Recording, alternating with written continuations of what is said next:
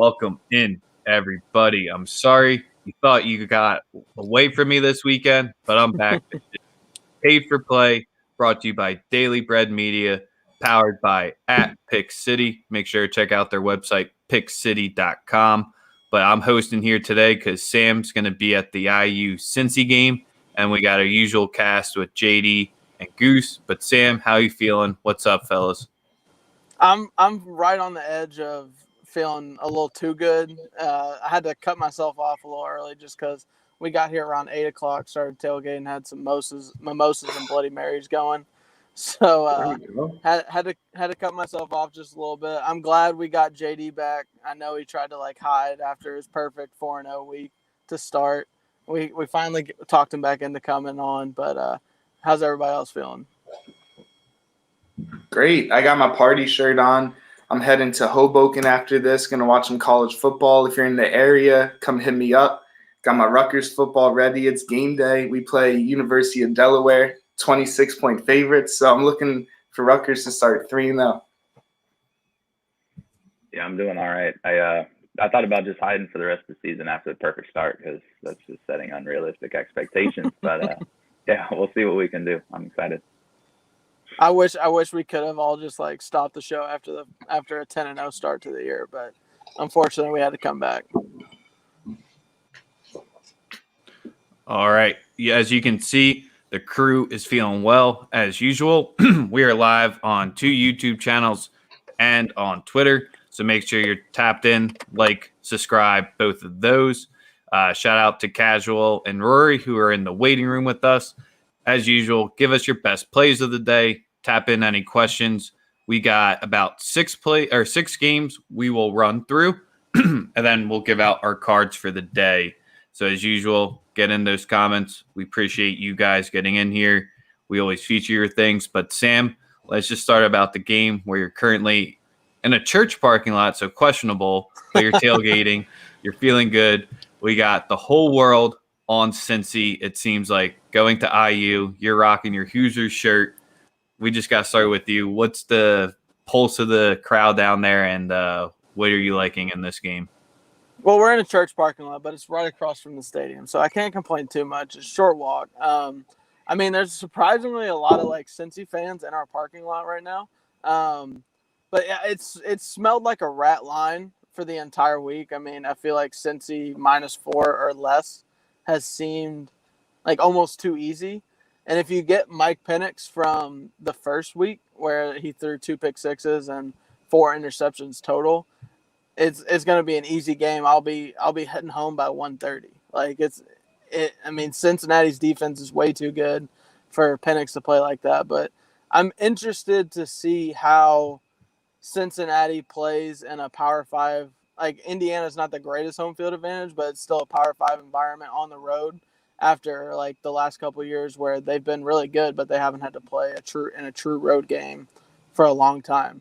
So I'm interested to see how that plays effect. But yeah, I'm on Indiana. I'm at the game. I'm cheering. LSU's so bad this year, it's turned all the Murphy family into Hoosier fans for the year. So I got to bet IU. I'm betting IU money line and the spread. I'm not officially giving out IU money line, but if I'm at the game, I don't know why I wouldn't bet it. So, yeah, that's how I feel. And out here, I'm rocking with the I'm really liking the under in today's game. Sam mentioned Cincinnati's defense, and this is just such a big game for Cincinnati. For Indiana, they have a whole Big Ten slate. Every game's a big game, but for Cincinnati, this really is a huge game. They're going to go play Notre Dame next also, and I really think they try to make a statement with their defense. I know they have a great quarterback in Rittler. They have Rittler as their quarterback, and he can't really push the ball too much downfield. He likes to run the ball. He likes to get his intermediate and short passes. I see a very low-scoring game. As for the spread, I see 3.5. I see 4. I can't lay that with Cincinnati on the road. Too big of a pressure moment for them. So I really think a defensive battle. Indiana has a great defense as well. I'm thinking under 50. I think we're going to get a 23-20 game. So Sam, enjoy that game, and I think we're going to get a slugfest. Yeah, no plays for me on this one. I'm just gonna sit back and enjoy. The boys broke it down pretty well. It seems to me like if I'm getting the home team in a close game, getting over a field goal, that's kind of the only way I could look. But I have no confidence in Indiana. You kind of mentioned they've come out pretty flat.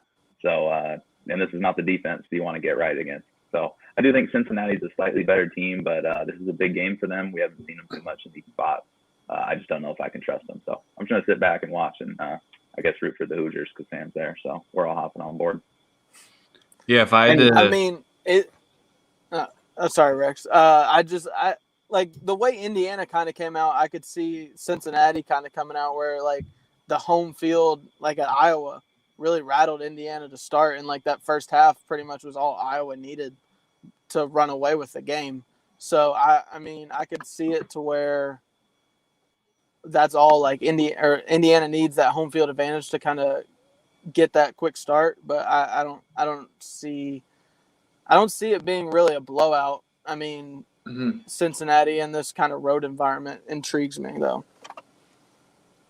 the way I see it being a big blowout though is Indiana, they're weak on both sides of the trenches. That O-line and D-line, I think, are going to have their hands full, especially the O-line. The Cincinnati defensive line is the way that I think this game gets completely broken open. And I see that I would be rocking with Goose if I had to play in this game and be backing that under, because I think we end up seeing potentially like a 24-10 type of Cincinnati win here, where Cincinnati's offensive line is still pretty weak, but that's not Indiana's strong front there. So I like in this type of match where I think it's going to be a little bit more ground and pound, I'm just concerned with backing that Indiana line on both sides. So that's where I think how I can see Cincy covering this one easily, but I do think this one soars under. And I just got one last thing about this game. I'm a big believer in get right games, and I really wish – I mean, Indiana blew out, I think it's Idaho, who they played last week. I just wanted more from Michael Penix. I don't think he got the get right game in him yet. So I wish he would have shined. I wish he would have been full of confidence because I have no clue, but I believe he's still thinking about those turnovers against Iowa. Yeah, I mean, he's been a gunslinger his whole career, and if you get a gunslinger that's gun shy, it doesn't really fare well for your team. I'd like to see like the kind of the big game Michael Penix from last year, where like in Ohio State and some of their other and like the Penn State games to start the year, he really carried Indiana's offense throughout the entirety of the game. So we'll see if that happens today. I'm a little nervous with Cincinnati's defense, but I'm at the game. I'm going to rock with the Hoosiers, so it's hard for me to pass up. Betting Joes, we'll definitely touch on SMU, La Tech at the end. We're going to run through our big 6 games, your games that you got to be watching, the ones that we might have plays on, and then we'll give our card out at the end. Remember, we're live on YouTube. If you guys don't like watching on Twitter, it's a little bit more difficult. But we got, Sam, I think if you said the Cincy line is the ratty line, I just think that's the public play of the day. One of my ratty lines of the day is Michigan State out 6.5 going to Miami. JD, what are you thinking about this one? Do you think that's ratty, or do you think the line's a little bit spot on? I actually would expect this one to be above a touchdown, and I seem to be the only person on Twitter who likes that. I've seen all Michigan State love and Michigan State money line. I'm just not a very big believer in this team. I think Mel Tucker's a pretty good recruiter. I think they're going to get better. But beating a Northwestern team we were all over Michigan State in that spot. Northwestern's awful, and they lost their whole team. It just is what it is, right? They're good a year ago. They're not good this year. And then they blew out, Youngstown State. I don't think we've learned anything from Michigan State. And I'm getting a home team here in Miami who's played 2 tough games, the complete opposite of Michigan State. They played 2 tough games. Alabama, you can't learn anything from that game. Alabama's a Death Star. And then last week, App State's got a really good defense. I think this is the weakest defense they're facing. I do think it's a get-right spot. I never trust Miami. I almost never bet Miami. But if I'm getting them at home field under a touchdown and everyone's on Michigan State that I saw, I did place a small bet on Miami -6. Ooh, I like it. Goose. Yeah, so I get it. Michigan State has a lot easier schedule. I just think they're rolling in with some confidence. This was a weak team last year, and I'm really impressed with their new quarterback play. He's not turning the ball over. Again, he's played some weaker teams, so we'll see how he looks against Miami. And, Appalachian State is a very strong group of 5 team or whatever, and Alabama is Alabama. I just think Miami needs a little break. I think this is going to be a close game. I think they're still recovering from that Alabama game. I'm a big believer in you play a military academy where they run the triple option, or if you play a team like Alabama, it takes you 2 or 3 weeks. Just the physicality or just the running of those military schools. So I think Alabama was just too physical for Miami. They beat them up, and I think they're still going to be recovering. I would lean Michigan State plus 6.5. I'd rather it plus 7 if you're taking it, because why not get the full touchdown?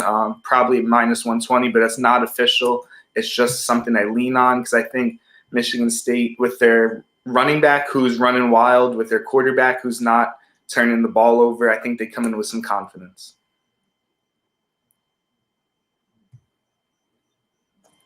Sam, you're on mute. I got no plays on the day just because I mean, I'm trying to limit my exposure during the 12 o'clock hour. I'm not going to be able to watch anything. So I'm trying to just stay away from all those games. I kind of like what JD said, just because Michigan State really hasn't played anybody. And Miami's coming off a game against Alabama where nobody's really going to look good in that spot. Like, Alabama's Alabama. So I'm not gonna touch anything, but if I did have to play one, I'd probably stick with JD's side and take Miami at home. So JD, the one question I got for you in this spot is we pulled out a good point that Michigan State's wins could be potentially a little fraudulent, but Peyton Thorne, would you take 75 other college football current quarterbacks over him? Because coming into this spot against probably a top 10 defense, maybe, I mean, the numbers won't say it right now just because they got manhandled against Bama, but it doesn't seem like a spot he's going to thrive in today. I wouldn't think so. He's looked really good, but I don't think we can trust this Michigan State passing attack. I will say, while Miami has pretty good defense, and they held Alabama to under 4 yards per carry, which is pretty insane.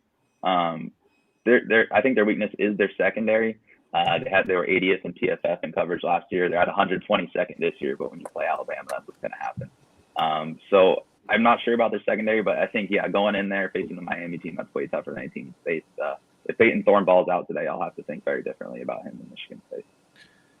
I will not allow, it's not my show, but there will be no Bubba Bolden slander on here because that's one of the top names we got out there. All right.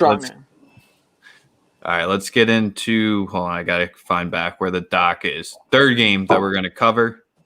We got Bama at Florida, minus 15. I can't believe this opened at 13.5. You got everyone's favorite bet of the week, your first half spread here. Goose, you can lead it off here. Bama's first time in the swamp since 2011, I believe. So what are we liking in this game here? I mean, it's pretty wild to me. This is Florida, the 11th ranked team, and it's they're plus 15. The spread just in general is wild. It just shows how dominant Alabama is. I do think Florida has talent. I am a little worried. Their quarterback, Emory Jones, he's a turnover machine. I think he's already thrown 4 interceptions this season. But I think this Florida team is going to compete to the end. I really like this over. I want to say it's at 57.5. 60.5 now. 60.5. Wow. Okay. I mean, that was my initial lean at 57.5 to go over. It's at 60.5 because I just think this Florida team has talent. They're not gonna give up. It's an SEC matchup. It's a huge matchup. They're at home. I think Florida can put up 24 points, and Alabama always puts up 40 points, it feels like. So, I mean, 24 and 40, that's 64. I would lean the over in this one, but I just worry about Florida's turnover issue. But then again, that can lead to quick Alabama points. Bryce Young, I'm not sure if he'll throw 2 interceptions. I mean, I wasn't high on him at all. The first game, I was leaning Miami because it's a freshman quarterback, but he's looked pretty good. He's going to be solid. They just have so much better weapons in Alabama, so I like a lot of points in this game. Sam, Yeah, what you got? I've got 2 official plays for this one. Bama first half, Bama full game. I mean, it is like if Florida plays Emory Jones, I don't know what they're doing because Anthony Richardson might be the best college football player I've ever seen. Dude, every time he touches the ball, it's a touchdown. It makes no sense, but I don't know how you don't play him. And if Dan Mullen continues to play Emory Jones, he's going to throw at least 2 first-half interceptions. Yeah. Mm-hmm. And, it makes no sense to me. Bama, I think Bryce Young is going to end up being the best Bama quarterback of the last 5 years. Mm-hmm. And that's just what I think. I think he's the best prospect of all of them. Mm-hmm. So, and Alabama's defense is better than it's been in the last 3 or 4 years. Yeah, that's the worst part is they lost their skill players, but don't worry, their defense just got that much more unbearable to play against. I know, Dan Mullen has been pretty good against the spread against Saban, but I just think this Alabama team is way too strong to slip up in the swamp. And I think if all I have to do is cover 17, I think we'll easily do that. So I like Alabama too much in this spot. This is the kind of time where they step up and just show their dominance. And I've been victim to this, personally going to LSU Alabama in 2018 and just watching the life beat out of us. I think that same thing's going to happen in the swamp today. And then just before JD goes, I want to say I read that Richardson, that backup quarterback who's looked amazing, has practiced all week, but he had a little hamstring tightness. So I wonder if that's going to affect him. I agree with you. Emory Jones, a walking turnover. I don't know why they keep throwing him out there, but I do think the other quarterback's a little banged up. Just something to keep an eye on. But JD, sorry. So, JD, is there any DFS plays on Anthony Richardson? Because the guy is literally a walking touchdown. Every time he touches the ball, I feel like it's a long touchdown. Yeah, I actually played a few shares of him. I didn't want a ton, but the fact that he's explosive, the fact that I have this weird feeling like they haven't been playing him much, so that Alabama doesn't have as much game film. The fact that, he's got hamstring tightness after he scored a 75-yard touchdown. It just kind of seems like gamesmanship, my conspiracy, my tinfoil hat's going on. So normally I was really low. I played Bama minus 15 earlier in the week because I'm not high on Florida this year. They lost all their skill guys, and that was all they were last year as a team for the most part. Now they're transitioning to a run-first team when they haven't been able to run the ball successfully in years. And they clearly can't throw the ball, and now they're turning it over. So I'm not high on Florida, but Dan Mullen, he's got this weird thing going on. He's apparently a genius. I've cooled on that position a little bit, but yeah, I think Anthony Richardson is just a total wild card on the slate. So I play, but in DFS, I think you have to have some shares just in case he runs for 4 touchdowns. Mm-hmm. So my thought process in this game is similar to Sam's.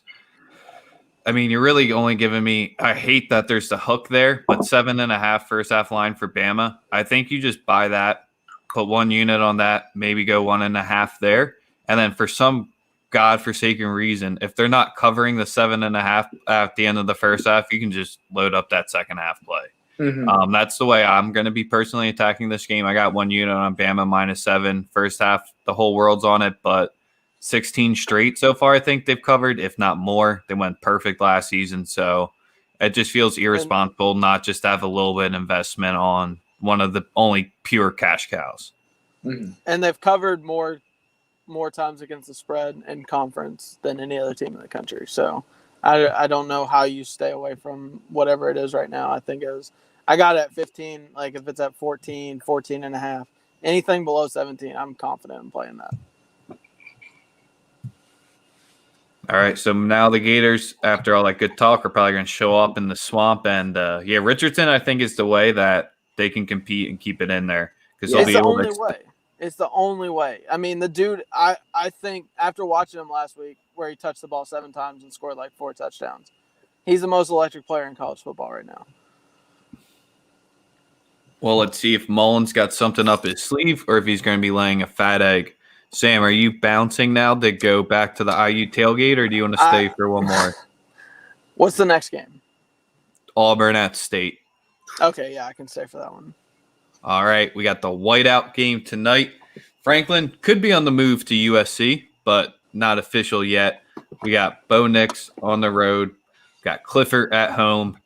Do we just have probably the most these quarterbacks are hot garbage, but they can kind of be good game going at us tonight on the prime stage? I just feel like this could be our quintessential, like how Illinois, Maryland got drunk last night. I think this has the same level of drunk feeling to it. Goose, as the Big Ten guy, we'll let you go first. Sam, I know I would want to make you the SEC guy, but I know you won't say anything nice about Auburn. Fuck no. I mean, look, Penn State, the whiteout is like the coolest thing ever to me. I really believe that's the coolest college football, like home field advantage. I just I hate Bo Nix. Bo Nix looks so good at home every time, and then when he's away, he just forgets how to play. Bo Nix, I mean, he's good at home. That's the thing. Like, I see Sosa's comment. Bo Nix is a very good quarterback at home. There's just something about his mentals. When he goes away, he's not good. I think I heard a stat earlier this week. I think it was like 12 of his 13 career interceptions have been on the road. Yep. Yes. So I want to say it's something along those lines. It's like one interception at home. Yes, that I was just about to bring that up. Great minds think alike. And so in this hostile environment, I do think Auburn will lean on the run. They have some great running backs, and I think Penn State likes to control the ball on the ground. So I'm leaning under. When I saw it was at 52. It's the whiteout. There could be a random defensive touchdown that the crowd gets into it and ruins the under, but I just don't see where these teams are going to score too much. This is SEC football. This is Big Ten football. I think we're going to run the ball a lot. It's going to be ugly, and it's going to be loud. So I really lean on the home field advantage to cash me an under. Another non-official play, but it's something I really like, and I might dabble a half unit on it. Depends how the morning slate goes for me. I think earlier this week I literally laid Auburn 6.5, and I hated it so much that I cashed out immediately after. Okay. Mm-hmm. and then took Penn State minus 6.5 immediately after that. Bo Nix on the road terrifies the shit out of me. I don't know how you could lay Auburn -5 or Auburn +5, +5.5, +6, anything along those lines. Like, the under seems almost too easy. It feels kind of like a drunk, like it gets a few drunk college football plays where you get some defensive touchdowns or some. I mean, Bo Nix playing in Happy Valley is going to be something to see. I'm very excited to watch the game, but I didn't love Penn State -6.5, but it kind of feels like Oregon +14 last week. Oregon. In terms of you hate it, but it's also just like the right play to make, because I can't go against Penn State and the whiteout at Happy Valley, so I can't do it. But that's my official play is Penn State -6.5 because I got it earlier in the week. Yep, and I'm rocking with Sam in this game, and then JD will get any plays you leans on yours. I hate laying the dead number of the -5. I'm hoping that it could potentially go down more than game time, but I do have the full unit locked in on State there. The biggest reason why I like State just to pull this one out is they potentially have a top 5 defense this year. And with Bo Nix on the road, everyone can say their stats. It is there, but that front 7 and back seven. Either way you look at it, they're ranking top 20 overall as a unit. So I don't think Nix will be able to – he'll have one or two long drives this game, but the sustained drives from Auburn is just going to wear out that defense. And Penn State, sure, you're still running into an SEC top 10 defense overall.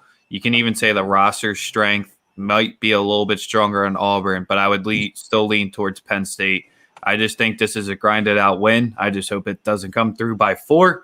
Penn State minus 200 is a nice money line parlay piece for anyone out there, but I'm rocking the -5.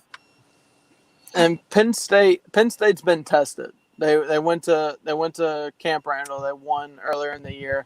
Auburn's done what they needed to do in their first 2 games and like beat the shit out of bad teams. But I just like Penn State being tested already this year once and having that experience whenever it comes down to it, if it could be a close game in this one. JD, what do you got for us on this game? Sounds like we're all in agreement here, or I miss Gooses. But, yeah, I can't play Bo Nix on the road. It wasn't high on this Auburn team going into the year, and they blew out a few cupcakes, and now they're getting a pretty good Penn State team at home. I'm a huge fan of Penn State's offensive coordinator, Mike Yurcich. I think that's what they were missing. They already have the defense. They still don't have a perfect quarterback, but it seems like everything else is kind of coming together. So only way I could look is Penn State, but no official play. All right, Sam, you want to rattle off the rest of your card real quick so you can get back to that Indiana tailgate? Yeah, I'll just run through my card real quick in total. I got IU +4, Oklahoma -22. Got that earlier in the week. I don't know what it's sitting at right now, but Nebraska's a dog shit team. I love that play. Purdue, Notre Dame over 58.5. Haven't liked what I've seen out of Notre Dame's defense so far this year. I don't know if it'll be necessarily within a touchdown like the spread says, but I do like Purdue to be able to score some points there. I got Bama first half -7.5, Bama -15 full game. I have Memphis, Mississippi State over 64. I don't like it as much because it feels a little too easy, but I'm still gonna be the rat and take the bait there. Penn State -6.5, like I just said. Ole Miss -6.5 first half against Tulane, and then the Tulane Ole Miss over 74 full game. And then I got Fresno +11.5 and the UCLA Fresno over 62.5. You're just firing away today. I'm firing away, man. I'm always firing from the hip. I always have at least 10 plays for the day. Like, it's college football. Let's have some fun. Let's go make some money. Well, that's the dumb brain for you. Make sure you be checking for Sam in the stands. We'll wrap through 2 more games, and then we'll get through mine, Goose's, and JD's card. But thank you, Sam. Have a good one. Deuces, fellas. See y'all tomorrow, or see y'all next week. All right. Who put in the Tulane at Ole Miss game as one that we needed to talk about? Sam. But, I mean, look, some people might not look at that as a highlight game. I'm a big emotion person. I know betting is done by analytics, done by stats. I really do think there's an emotion piece. And Tulane is going to use their old SEC logo. I want to say it's old greeny. I really do believe that can help them cover. No official play. This is Tulane's Super Bowl. I know they already played Oklahoma. But this is against their old SEC team, and I look for this game to be a shootout. I really do think Tulane can cover, but a big part of it is the emotion part, so I won't lead the followers to an official play. Just look for the mascot game. Throughout the whole season, look for mascot games. JD, what are you thinking on this one? Yeah, I'll say the mascot handicap is not currently a part of my spreadsheet, so I'm going to add a section here, Goose. You could be my consultant. But no, I'm not betting against Ole Miss this year. I don't think there's going to be a spot I do it. It doesn't mean I'm betting on them. I'm not betting on them here. They got Alabama next week. Yeah, we're going to take them against Alabama next week. Hell yeah. No, I'm a big fan of Ole Miss, not betting against them. I could see them being maybe slightly more conservative. It's Lane Kiffin, how conservative he's going to get. But with Alabama on deck, I could see them, keeping it on the ground just a little bit more than usual. So I'd actually be on the opposite side of Sam on the over under. I would look at the under. But I'm also not betting any unders in Ole Miss because what's the point? So I'm a big fan of them. I'm not taking any unders, and I'm not taking the other side. And that's the way you would look in this situation. So I'm laying off. I already took my one Ole Miss under of the year against Louisville, and somehow that fucking came through. That was a wild ass game. So yeah, but same token there. 74 is a lot, but it's high for a reason. And the one way that I think this game does stay under is Tulane's skill position players are one of the weakest in the nation. I'm not a fan of Cameron Carroll and Jaquan Jackson. Sure, they're good players out there, but this Ole Miss defense, you really never need it. A top skill player. You can just break a big play. They give up the explosive ones, but so far this season, they're trying to like right that ship. And with the offense that they have here, I mean, they're not UCF quick, but Ole Miss just flies down the field with that. So that's the only way of why the total will probably go over is both teams are going to have a lot more possessions than you think. Corral, probably the top quarterback going out there right now. He should be able to throw through this defense. All right, the last game on our slate before we give out our cards and go a little bit in some bigger quick hitters. The late night for you. No, we're not talking the Hawaii game, even though I wanted that one on the list. ASU going to BYU. JD, this one is all you because this is right in your wheelhouse.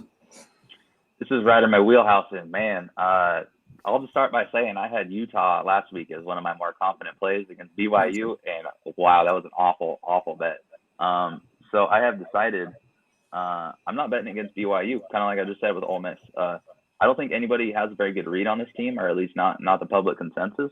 Because last year, Zach Wilson came out of absolutely nowhere. Nobody saw it coming. And then this year, they return almost nothing. They're supposed to take a huge step back. And what do? They start 2-0 against Pac-12 teams, including a team in Utah that they haven't beaten in, 6 years? Yep. And Utah had covered in Provo like 5 straight. So I'm saying I am not betting against this team. Initially, when I looked at it, I liked the Arizona State side. That letdown spot after the Holy War for BYU. And I think Arizona State's very solid. They're a very good rushing team, and we've already seen you can run on this BYU team. But I'm not playing it, so I would look at Arizona State. But when you're -4.5, it's kind of a tricky line for me. So I don't know. What do you think about that one, Rex? I think this was a game. I have it sitting at 3.5 right now.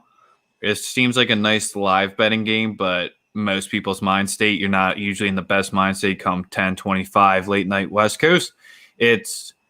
I take a lot into the trenches here, especially when you have this much of a disparity where both O-lines are solid. It's just that defensive line, how you alluded to, that Arizona State's going to be able to rush, and that's just the worst possible thing for this BYU defense to do to them, just because with Daniels and White, it's just, I feel like Arizona State, especially with Herm there, they're not going to try to move too quick on this one, and they're just going to want to have 7-yard runs or 7-minute possessions the whole time. So that's where the under is the way I would be leaning in this one. But late at night, I'm not trying to sweat it under there. This is a game that if Arizona State does get behind and I can get a +3 or underdog money line, that's what I will be doing later tonight. But at Provo, I just don't want to be laying 3 and a hook on the road here.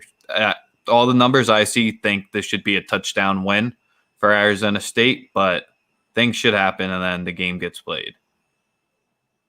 Yeah, and we have the whiteout in Penn State versus Auburn, but we also have a whiteout here at BYU. I guess a quick tangent, my blog, Cole's Corner, started sitting at a local dive bar in the corner talking with my buddy Tim, and Tim's preaching to me the whole week, this Provo crowd is going to be electric. They're having a whiteout game here as well against Arizona State. And I can't touch the Arizona State team because of that. Look, Arizona State hasn't been tested, sort of like Michigan State, I guess. Arizona State's had 2 easier games. BYU is warmed up. They played 2 competitive games and they're home. I do think that the BYU offensive line will help them run the ball. I think I think they'll feed off the home crowd energy. I would lean BYU +3.5, +4, but this Arizona State team, a lot of there was a lot of noise that this team can compete for a Pac-12 championship. So I kind of want to see how this first half goes. If this first half goes a grind-out game, I'm going to jump in and hop on the BYU team. But if this game gets a little more up-tempo, then I'm going to stay away because I think the more up-tempo it gets, the better chance Arizona State has.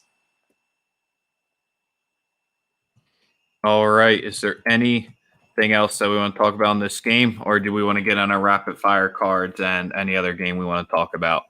I just want to quickly shout out Coastal Carolina against Buffalo. I think that's a very underrated matchup. Coastal Carolina has a great team. Buffalo is a solid MAC team. I think that can be a fun game to watch. So I'm just going to shout out and say, if you're home chilling at noon, bring that game on the rotation. I think that's going to be a tighter game than the 10.5-point spread. But I just wanted to quickly shout out Coastal Carolina, a great mid-major or group of 5 school. All right, Goose. Let's get into the cards then. You started off and recap whatever you already gave out and what other new ones you got for today.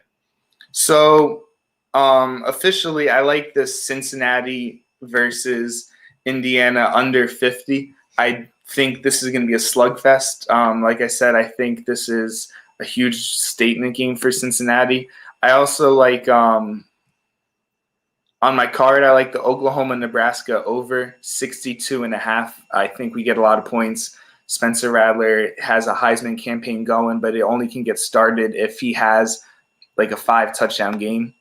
I look for 2 games we didn't talk about, Colorado, Minnesota under 49. I think it's at 48.5 now, so I would just play it safe, get the 49. They're going to Colorado, I think, with Minnesota's running back out for the year, which their backup filled in great, but I think they're still searching a little. I think we have another low-scoring game. Colorado just played A&M 10-7. That was low-scoring. I think we get another one. And then the last game I'm on, which I put on my blog, I have a nice couple paragraph outline on follow me at Cole's Corner, is Nevada -1.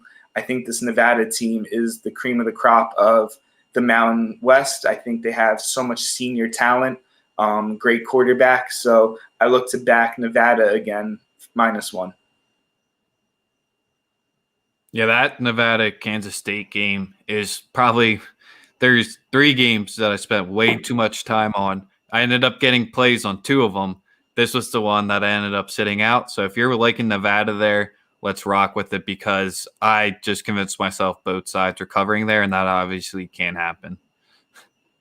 JD, what you got for us today? Yeah, I have 6 plays. I got 3 underdogs and 3 favorites. Nice and even here.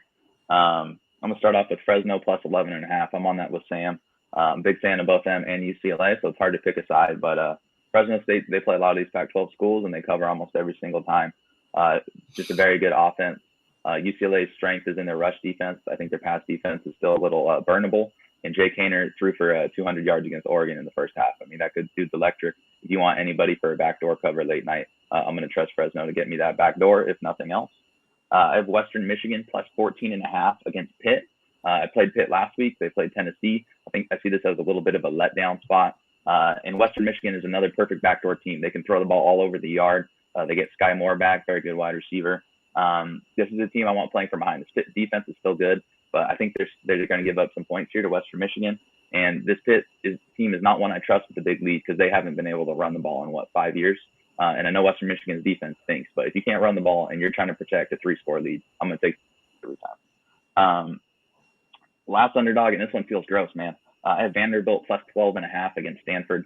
I just think that Stanford game last week was an aberration. There's a reason Clay Helton got fired after playing Stanford. Because the Stanford team sucks. They're not good. They're not good defensively. They can't run the ball, and that's all they want to do is run the ball. I'm just not a believer in the Stanford team, and this is a huge letdown spot. I don't think they're going to come out motivated. They're going to Nashville at night to play Vandy. This is a good spot for Vandy. All right, favorites. I'm also on Nevada with Goose. I ended up taking the money line at -124. It's a close game. Like Rex was talking about, it's a difficult one to handicap. I didn't see anything sticking out. And in the end, I said, hey, I've played this Nevada team against Cal. I see Kansas State as pretty much the exact same team as Cal. I think they have some, I think they're a very, very similar team. caliber-wise, talent-wise, everything, and how they play. And Nevada's gotten it done before. I trust their quarterback, Carson Strong. I'm just going to keep riding with this Nevada team. Two favorites. I have two big favorites. I have Ohio State minus 25 against Tulsa. I like them to bounce back here. This Tulsa team just doesn't really have anything offensively, and we know Ohio State's going to score against anybody. So I don't really trust Tulsa being able to keep it within a couple scores, and Ohio State has a statement to make here, and they're going to make it. I have Liberty minus 27.5 against Old Dominion. This one's tough. It's getting up by 4 scores. I don't like playing them when they get that high. But Old Dominion, they didn't play football last year. We've seen these teams that took a year off. None of them look good. None of them look good at all. They're in conversation for one of the 5 worst teams in the FBS, and Liberty's in conversation for the best group of 5 teams.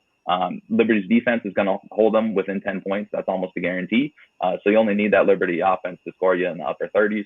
And I'm going to trust this Liberty offense to score in the upper 30s. They haven't really done it this year, but this is a get-right spot. So even Liberty minus 27.5, and that's the card. That Vandy play is not gross because I cashed on them last week on paid for play. I took that +7 after just being their biggest hater. So rock with them. Again, I like it. One play that I really wanted to make, but I couldn't get through. I don't know if South Carolina scores a single point today, but their team total is listed at 7.5 or 8. I was sweating that South Carolina money line real hard last week. Zeb is just not that great. I just think it could get real ugly real quick, but the fourth quarter score is my biggest concern there. So that's why I stayed off of that one. So 2 plays I already gave out was Penn State -5, -110, Bama first half -7.5, -110. Those are the 2 plays that we gave out already. I'm rocking West Virginia money line -120. They're favorites for a reason with Virginia Tech coming in on the road here. This is a spot where instantly I thought to be backing Tech, and when I dug down deeper, we're just going to be rocking West Virginia on the money line. Let's go Nears and drink some beers in this one. I think it's one of the best and sneaky good matchups of the day. My favorite matchup of the day is Boise State versus Oklahoma State. That's probably my favorite game on the entire slate. And once again, I'm not fading myself here, but at first, Boise State, they got up big last weekend, rested kind of the second half, got their job done. They were looking forward to this game. Not looking forward too hard for it, but I think Oklahoma State, this is a nice buy low spot on them, I believe. Sure, they haven't looked great, especially Sanders hasn't looked most explosive player out there. I think they get it right because Boise State's defense is my biggest concern there. We saw UCF be able to move on them. We've seen the other, blanking on who they played last weekend, move on them. So it's our hungry dog, run faster. We're taking the Pokes on the money line at +150. They're going to be dancing on that blue turf tonight. The stinker of the game, and I'm just laying it with Wake -4.5 against Florida State. Sure, they have all the motivation. They have everything to get it back. Just don't think it happens this weekend. Sure is a letdown spot after taking Notre Dame to overtime, but I don't know. I just think Wake Forest just run through them and win by double digits here. So I'm happy laying the 4.5, even though I hate that number. I'm only going to stick with 5 so far today. The play that I kept off my card is the Mississippi State on the -3.5. I just don't want the hook. I think you can bet that live at a better number.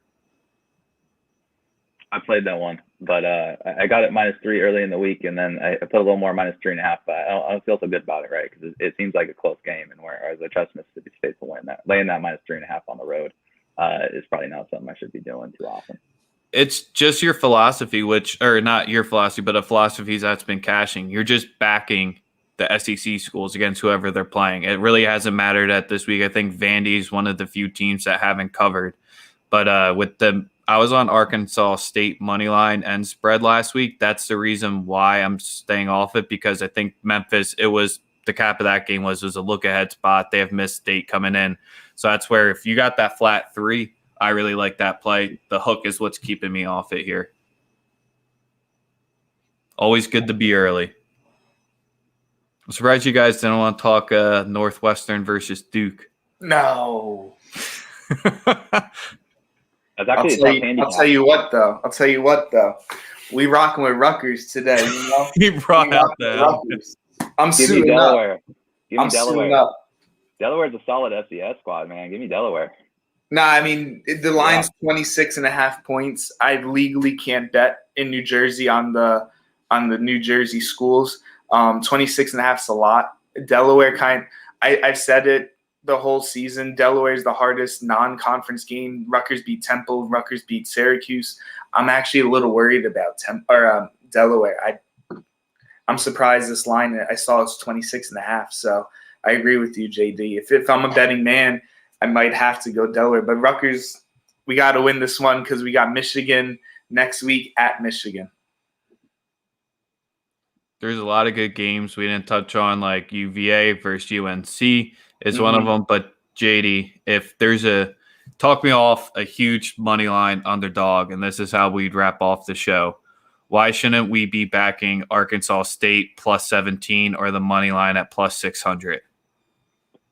Here's the thing. I actually laid the points with Washington, and it was the grossest feeling I've ever had because Washington has killed me this year.